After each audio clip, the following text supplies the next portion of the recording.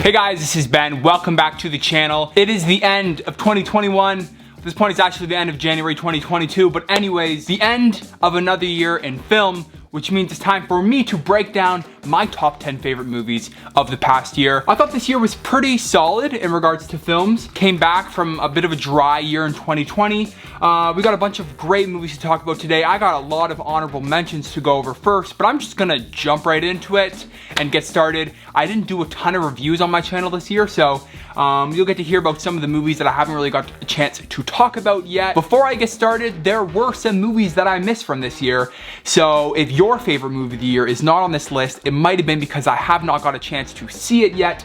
Movies such as Licorice Pizza, The Worst Person in the World, Drive My Car, and Nightmare Alley are some that were not available for me to watch. I will definitely get to watching those movies, and if they do end up cracking this list, I will make sure to add them down in the comment section down below. Okay, my first honorable mention is Riders of Justice. This was a movie that not many people talked about. It was a foreign movie, kind of went under the radar. I thought it was really great, starred Mads Mikkelsen. It was just a really good film that kind of balances drama and humor, a little bit of action in there as well. A really solid drama that not a lot of people watch, so definitely go check out Riders of Justice. My next honorable mention is Cruella. I really liked Cruella.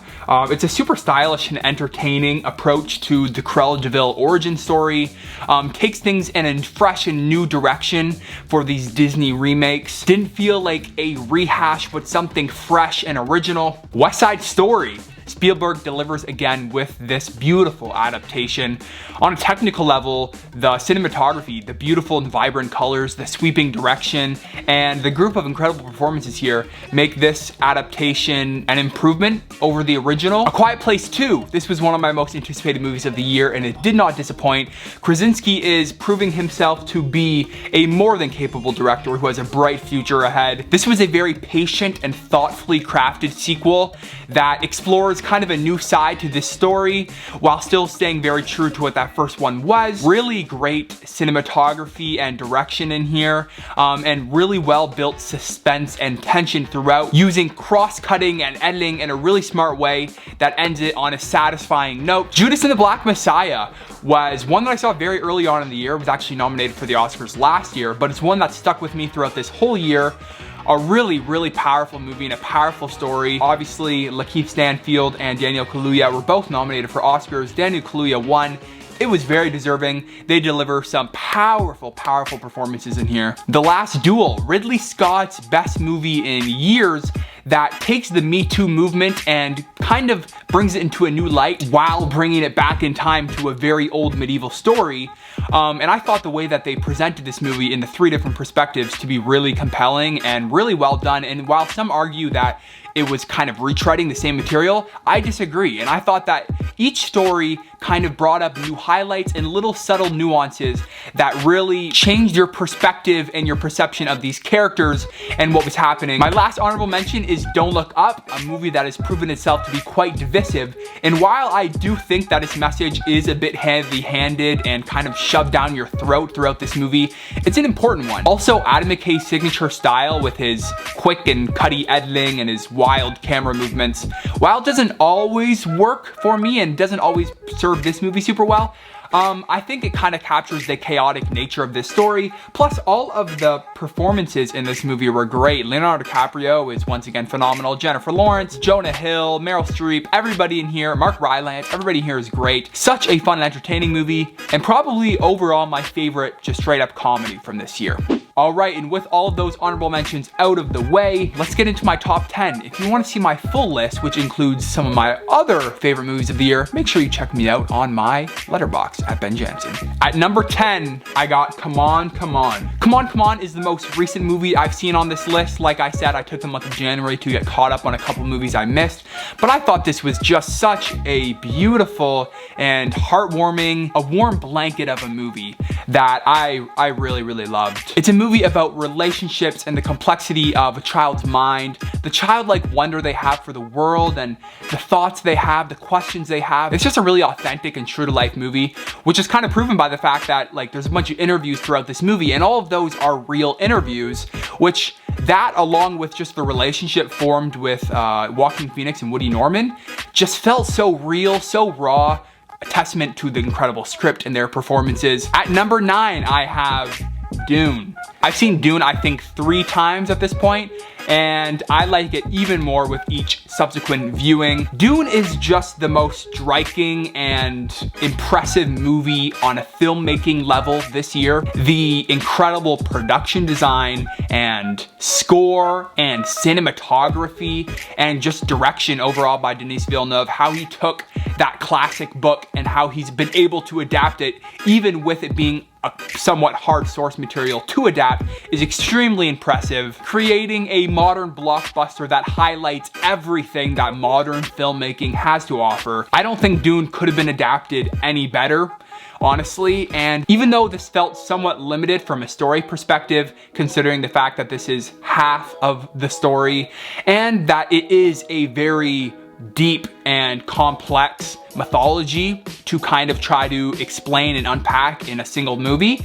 It makes me really excited for what's to come next, and I'm really excited for part 2. Okay, next, Tick Tick Boom. I have not ever listened to Rent, nor am I super familiar with Jonathan Larson and his life, but still this movie managed to really connect with me as it presents such a powerful and human story, and one that really everybody can relate to. It features maybe the best performance I've ever seen from Andrew Garfield, who continues to prove himself as one of the best working actors today. I love everything he's in, and this is really a culmination of his talent. I'm really impressed that this is Lin-Manuel Miranda's directorial debut, as the movie is just really well directed and constructed with thoughtful editing and cross-cutting to form a super compelling narrative. Definitely check this one out on Netflix if you have not already. Next, I have 9 Days. This is another one of those obscure kind of picks that flew under the radar a little bit. It debuted to a very limited release this summer. I got a chance to see it in a small movie theater while on a trip to Montreal, so for that it has a little special memory attached to it. But beyond that, I thought this movie was incredible. My favorite movie of 2020 was Soul, and I found a lot of similarities with the narrative and the message of these two movies. I love the messaging and the symbolism in this movie, the themes of purpose and appreciating the simple things in life. I really love that. I also just think it's a beautifully shot movie and directed movie with a thoughtful script. Every moment feels intentional. It all builds to a really powerful and emotionally satisfying conclusion, and by the end, I was floored. Check it out. This is one that has went under the radar, very underrated. Nobody's talking about this movie, but I urge you to check this one out. It is phenomenal. All right, next at number, I believe this is 6, I got Coda. Coda is a really, really sweet movie. It was that movie that debuted at Sundance earlier in the year and was just an all-around crowd pleaser, and I can totally see why. It's another one of those films that you kind of just get lost in because it just feels like you're watching this family and watching their lives unfold. And you really grow to love this family, especially because of the incredible performances here. Everybody here is really, really great. Troy Kotsur is a highlight. He has a couple really powerful scenes, and he should be nominated and should win supporting actor, but that's a topic for another time. The well-developed characters, smart humor, great music, and emotionally fulfilling climax left my heart smiling by the end. It's nothing we haven't seen before, but it's done so extremely well. Check this one out on Apple TV+. Number 5, I have The Suicide Squad. The Suicide Squad really, really surprised me. Like I said in my Letterboxd review, it's just pure, unfiltered, glorious James Gunn. I think that's the best way to put it. It's a blockbuster filled with so much personality and creativity. It's so insane and weird, yet so immensely entertaining. With a plethora of characters and set pieces, it's really grand in scope, yet it's still grounded by the moments of humanity and true emotion. It all builds to a fantastic third act filled with some fun twists and turns that somehow works. It's bonkers, it's insane, but it works so well. This is another one of those big blockbusters that just feels like an actual film, if you know what I mean.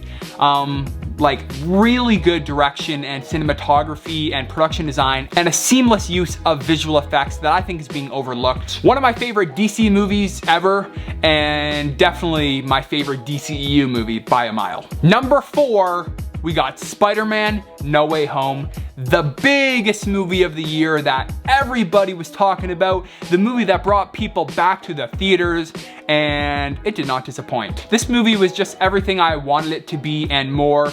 It lived up to the insane hype, and it was honestly just the best time I had at the movie theaters this year. It was the most fun experience. It's the most ambitious and ballsy Spider-Man film yet that somehow manages to balance great humor, fantastic action, and all of those expected nostalgia kicks with real, true emotional weight. I loved how this movie just felt like a true Spider-Man movie. Despite all of the nostalgia and all of the callbacks, at its heart, it is a movie about Peter Parker, about Tom Holland's Spider-Man. It's really an origin story for his character while using all of the nostalgia and all of the callbacks to enhance the story. Everything has a purpose, nothing is pointless fan service. It's the most dark and gritty Spider-Man film that we've seen yet. It's satisfying. At the end of the day, though I don't think on a technical level this movie was as impressive as many others on this list, it was just the most fun I had at the movies this year. It was the most emotionally satisfying and just the most fun experience. So for that, it is my number 3. My number 3 is a movie that I don't think I've seen on a single person's list, and I don't think anybody could guess it, and that's The Eyes of Tammy Faye. Yes, at number 3. The general consensus of this movie, I guess, was it was just kind of mid. It was okay.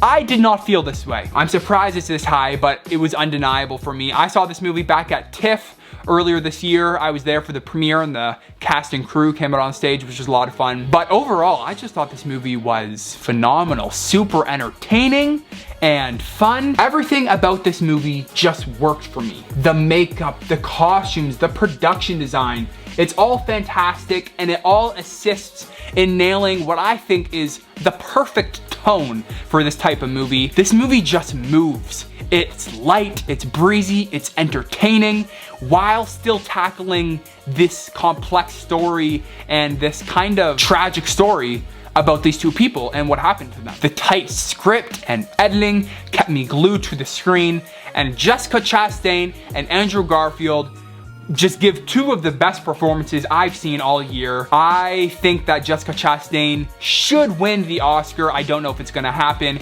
Andrew Garfield should be nominated for Best Supporting Actor. They are phenomenal in this movie. I thought their performances were incredible. Jessica Chastain was absolutely transformational. She transformed into this role. It's one of the most rewatchable movies of the year for me just because of how entertaining it is. What can I say? I know this is a weird pick. I know this is one that's not on many people's lists, but if you haven't watched this movie and you've had no interest in watching it, I would urge you to check it out. I really enjoyed it. I could be a little bit biased because of my own personal faith background, but I found a lot of the drama and a lot of what happened in their lives to be really interesting, and I found myself very invested in the story, largely because of that. All right, my number 2, picking between my 1 and 2 were very hard and they could go back and forth, but for now, at number 2, I have Encanto, which is kind of blowing up the world right now. I saw Encanto right when it came out, opening day, and I was surprised that nobody was really talking about it because I thought it was fantastic. So happy that it's gotten the revival it has since it dropped on Disney+. But I just thought Encanto was amazing and such an incredible, unique, original film from Disney Animation that really captures Disney magic while still presenting a lot of new ideas and doing something a lot different. Stunning, stunning animation in this movie, rich and vibrant colors throughout. The characters in this movie are just so well developed and fleshed out. I found myself attached to like all of these characters, loving each and every one of them by the time this movie ended, which is an incredible feat considering there was like 12 of them. Another thing that a lot of people aren't talking about this movie is just how well directed it is. Like, I can't remember the last time I've seen an animated movie that was directed this well. It uses the art of animation to its fullest potential, and just in particular, the camera movements in this movie were so fun and extravagant. The musical sequences were so unique and so much fun, and all of the songs are incredible. Seriously though, this is the type of Disney movie that I love so much. This is one of my favorite Disney movies in recent memory. I think it's the movie I've rewatched the most this year. And because of that, it's undeniably one of my favorites of the year. But my number one for the year, and this was a very hard decision, but King Richard. King Richard was just totally my thing. It's a truly incredible sports drama on every front, and it's a biopic that is unlike others in that it has a lot more to say, a lot more to offer than just the surface level biopics that we see all the time. It's a film that captures humanity so well that I was completely wrapped up within the story and this family's life, which is a testament to the great writing, the well-helmed direction, the group of incredible performances on display. Even little things like the editing and the production design were all top notch and just kept me really invested and engaged. Will Smith is the best he has ever been. I think he is so good in this movie, and I'll be rooting for him to win the Best Actor award at the Oscars, which I think he has a pretty good chance of winning. And aside from him, like all the supporting actors here, specifically the girls who play Serena and Venus, are incredible and really nail their roles and their jobs. They learn tennis for this, and they are super convincing. And I was just like, I was so wrapped up in this story. I was so in it. I was there for every twist and turn in this movie. This is a movie that highlights what I love about movies, what movies can do to elevate a story. Overall, this was just a movie this year that reminded me so much why I love movies. And for that, it is my number one favorite movie of 2021. So, that is it. That is my top 10 favorite movies of the year. This list could be changed around quite a bit. It changes almost every day. My top 5 could be swapped. You know how it works, but as of this moment in time, it is my number one. Let me know what you think down in the comment section below. What picks do you agree with? Which ones do you disagree with? Let me know all of that stuff along with your top 10 favorite movies of the year down below. I got a bunch of great videos coming this year, so make sure you hit that bell icon and subscribe to the channel. Follow me over on Twitter and Letterboxd for more of my movie takes over there. And yeah, thank you guys for watching. I hope you enjoyed, and I will see you in the next one. See ya.